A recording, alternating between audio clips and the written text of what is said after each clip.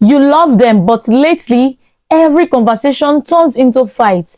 You're tired of yelling, you're tired of apologizing for things you didn't mean to say, or you're even scared that your marriage is under attack. If something doesn't change, your marriage will not survive it. Here are some practical steps that will help you stop yelling and quarreling with your spouse. This will help your marriage positively. How do you stop yelling and quarreling with your spouse when sometimes things get heated? Sometimes when there is gas balls. How do you stop yelling? How do you keep your voice and your heart in the right place? Let's talk about it now. Just the truth and the tool that will actually help. Number one, call it what it is. No need for cutting corners. Say it. If you are angry, say it. No need to hide. No need to carry the grudges overnight. Say it. Okay, let's be honest. Most of us really don't want to argue. We don't want to yell. But sometimes it happens. And sometimes we will justify it with something like, I was just too stressed up. I had a bad day at work. And you and I know that there is an unresolved issues. There is pride, one small sprinkle of pride, even pain, or even bad communication skills. You need to sit down and talk about it. No need for the shouting. Something that is wrong, you detect it and talk about it. No need to cover up. No need. Most times, maybe the kids just offend us or misbehave. You know how kids normally put house upside down, and your spouse will be like, honey, oh sweetie, where is my key? You'll be like, you know they see the key for you. Stop yelling at your spouse. Your spouse is not the cause of the problem. Put it down. Let him or her know what is wrong. James chapter 1 verse 19 says, let every man be quick to listen, slow to speak, and slow to anger. This is why you need to take a pause and talk about what is troubling you. There is no need to cover up. Just deal with the issue on ground. Get to the roots. At this point, you need to ask yourself this one question, like, what is really going on? Here is something practical. The next time you feel like you are too loud or you are being too defensive, just chill and ask yourself this question. Like, what am I really upset about? Is it the dirty dishes or the laundry that is yet undone? Or sometimes it's even stress, because sometimes work and everything is kind of stressful. Is it the money? Yes. Or sometimes is it the fear? The fear. Mine then was the fear of giving birth. That is the number one. Jesus. Sometimes I'll be like, God, how am I going to give birth from that place? Like, how can the child have big head will be coming out from that small, you know? I was actually scared of giving birth. At some point itself, I even had BP when I was in the hospital when I was giving birth. They said I had BP and my child is uncomfortable in the stomach and they gave me oxygen. I was scared. If you just tell me the way I used to shout at people then, don't just do what will offend me. Just stay on your lane. But you can't fix what you don't face. You have to face it so that you can fix it. So, on a second thought, you have to pray. You have to talk to God about it. Let him heal your heart. Have a quiet moment with God. With him, all things are possible. And ask him to heal your heart. Before you react, you have to pause. These simple habits change everything in marriages, even in mine. You don't have to talk. You don't have to explain. You don't have to prove a point when you are angry. Because most times when we are angry, we don't even think about the negativity or the harm that will come after our self, like, let me just speak my mind. Let me just speak my mind. You don't know what will come out after it. You don't know. Don't try to resolve anything if your tone is out of control. If you cannot control yourself, don't try to resolve anything, because most times when you say the right thing with the wrong tone, it causes damage. It causes more harm than the explanation that you are trying to give when you are angry. It's of no use anymore. You see, it's of no use. One of my pastors will say, I put water inside my mouth. Sometimes when everywhere is hot, when there is bad blows, you try and put water in your mouth. What that means is that when you put water in your mouth, there's no way you can talk. So you just keep calm. Just keep calm. Let God have his way. Let God take over. Because there are sometimes when you talk too much, it will not even help. I remember then when my husband would tell me one, I came with a shield to protect, not to protect the evil one, or to protect my husband. Like, this man was like, come here, so he cannot be controlling me anyhow. You know, that kind of.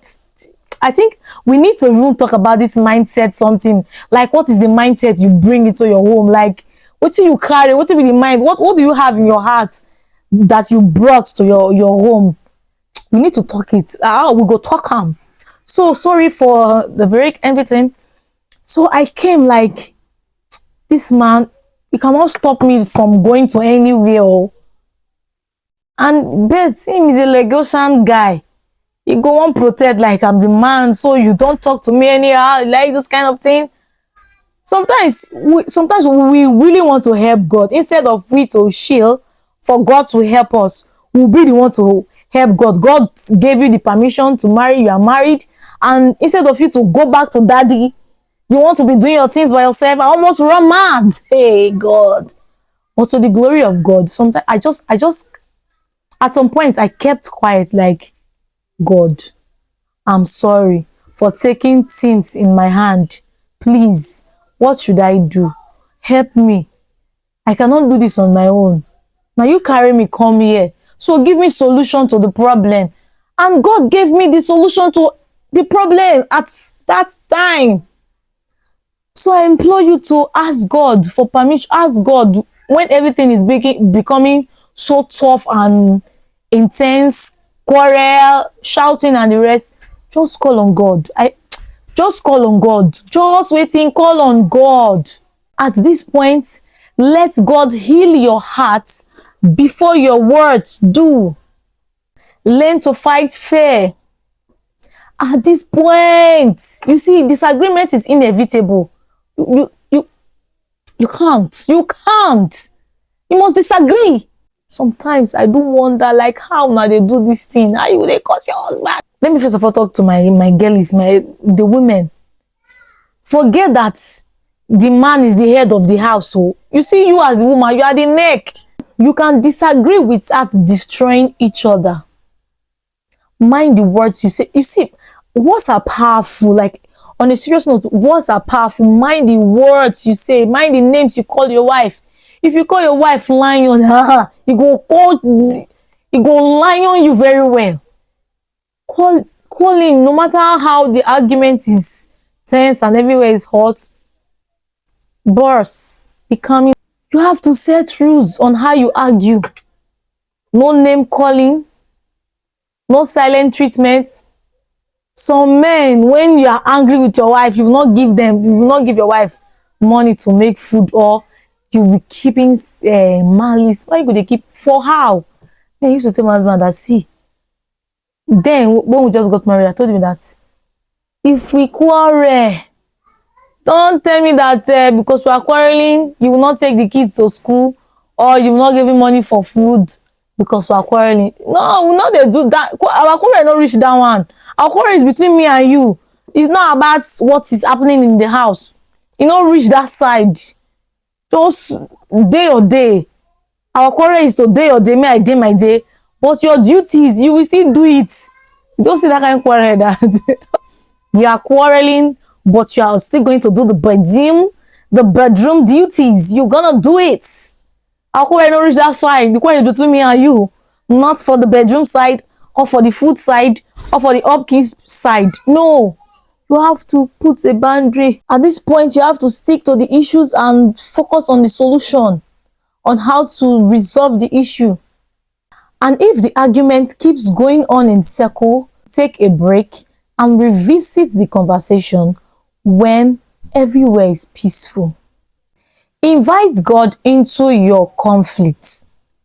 The truth is that you can read all books about marriage, listen to marriage messages, or even learn good communication skill. You can even memorize communication tips, but nothing will change without the help of God. Then I used to listen to message a lot, read books. Like I read books even if I don't even have it in my mind that I want to get married. Then I read a lot of marriage book, go to different good seminars about marriage, relationship, and the rest. When I got here, I was like thinking that I can help myself. Instead of me to call on God that told me to come in, I was trying to help God. I have to sit down and like, God, please help me. Please, what am I going to do on this aspect? What am I going to do on this aspect? To the glory of God, it came true for me. So you have to put God in. Don't take God off that this one make you put God aside. Don't put God aside. Anything you are doing, you put God at the front. Let him know. Let him, you walk with him. Let him be with you at all time. Romans chapter 12 verse 18 says, if it is possible, as far as it depends on you, follow peace with everyone, and that includes your spouse. Follow peace with him. Healing takes time, but with every little step towards peace, humility, you don't have to be perfect. You just have to be willing. I want you to put this on the comment section. I choose to pray and I choose peace over pride. If this helped you, like it, share it, and subscribe for more honest conversation that will grow your faith and relationship. Love God, love people, and love your spouse well. See you on my next video. Bye.